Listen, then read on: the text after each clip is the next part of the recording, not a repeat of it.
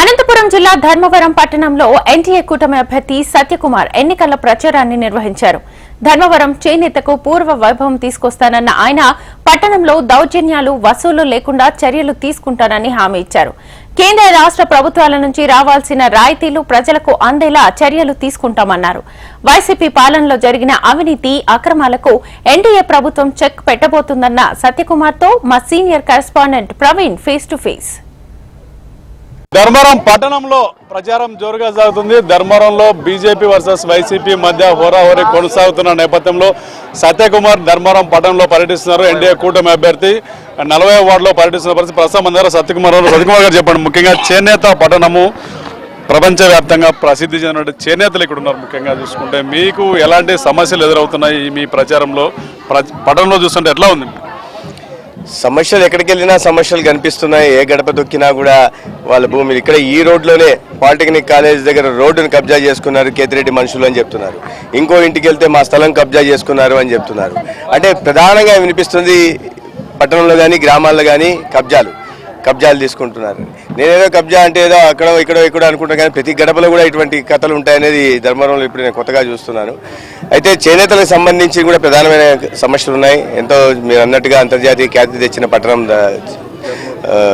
ధర్మవరం. అటువంటి పట్టణంలో చేనేతలు 65,000 మగ్గాలు ఉంటాయి. వాళ్ళ 15,000 మగ్గాలు అంటే పరిస్థితి ఎంత దారుణంగా ఉందో అర్థం చేసుకోవాల్సింది.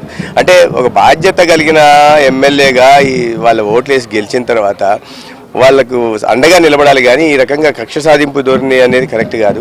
అతని దృష్టి అంతా కూడా ఎమ్మెల్యే దృష్టి అంతా కూడా ఎప్పుడు కబ్జాలు చేసుకున్నాం, స్థలాల మీద ఖాళీ స్థలాల మీద ఉన్న శ్రద్ధ, కబ్జా చేసుకునే వాటి మీద శ్రద్ధ, లేదా కమిషన్ల మీద ఉన్న శ్రద్ధ, కలెక్షన్ల మీద ఉన్న శ్రద్ధ, ఈ అభివృద్ధి మీద కానీ లేదా వీళ్ళకు సంక్షేమ ఫలాలు అందించి అండగా నిలబడాలనే వాటి మీద లేకపోవడం దురదృష్టకరం.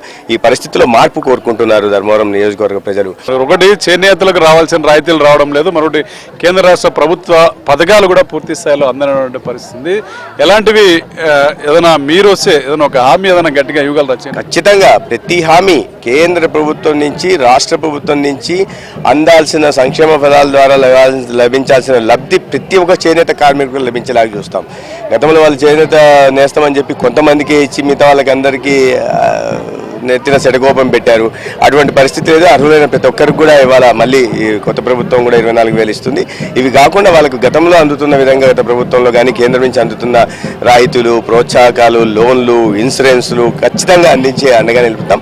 ముఖ్యంగా వాళ్ళ ఉత్పత్తులకి మార్కెటింగ్ వ్యవస్థ జాతీయంగా అంతర్జాతీయంగా కూడా మార్కెటింగ్ వ్యవస్థ కల్పించి గిట్టుబాటు ధర లగించేలా చూస్తాం. అదే పనిగా దళారుల వ్యవస్థను తగ్గించి ఎక్కడ ఏ సమస్య వచ్చినా వ్యాపార రంగంలో వాళ్ళ డబ్బులకు సంబంధించి ఏ సమస్య వచ్చినా కూడా దేశంలో ఎక్కడొచ్చినా కూడా మీ అండగా నిలబడతాం. దానికి ఒక కమిటీ వేస్తాం.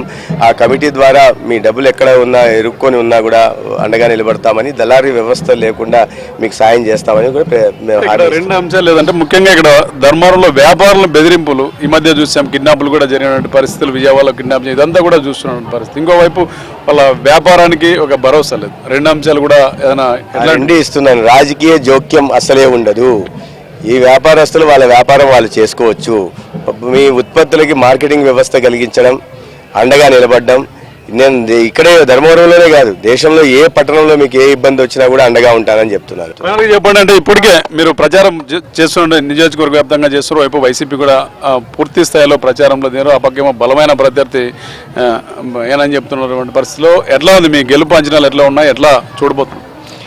గెలుపు అంచనాలు గెలుస్తామా లేదా నేను చెప్తే బాగుండదు, ప్రజలే చెప్తే బాగుంటుంది. మనం గెలుస్తున్నామా ఓడిపోతున్నామా, ఏ గ్రామానికి వెళ్ళినా ఏ పట్టణంలో వెళ్ళినా పరిస్థితి. బలమైన ప్రత్యర్థి అంటే దారుణాలు చేసేవాడు బలవంతుడు కాదు, అరాచకాలు చేసేవాడు బలవంతుడు కాదు, దౌర్జన్యాలు చేసేవాడు బలవంతుడు కాదు. అది చేతగాని వాళ్ళు చేసే పని. 20 సీట్లు కూడా ఇవాళ వైఎస్ఆర్సీపీకి వచ్చే పరిస్థితి ఉంది. జగన్ పట్ల ఈ ఎమ్మెల్యే పట్ల కూడా జతలు విసిగి వేశారున్నారు. ఎంత తొందరగా వీలవుతే అంత తొందరగా వీళ్ళ నుంచి విముక్తి కలిగించుకుని ఒక శాంతియుత వాతావరణాన్ని ధర్మంలో నెలకొల్పుకోవాలని వాళ్ళు కూడా ఎదురు చూస్తూ ఉన్నారు.